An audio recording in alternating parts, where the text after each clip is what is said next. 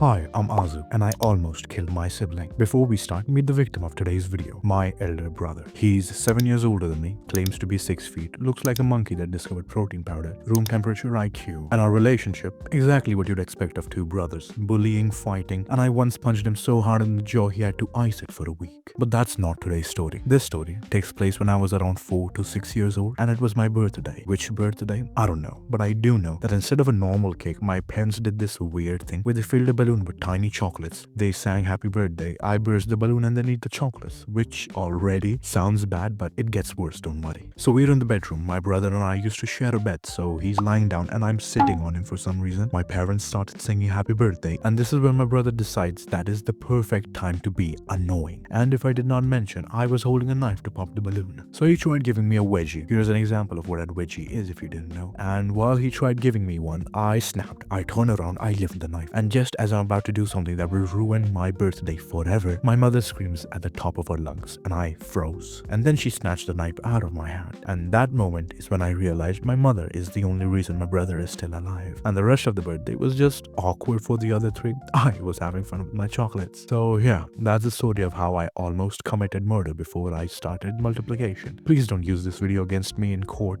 Thank you for watching, and I'll see you in my next video. Bye bye.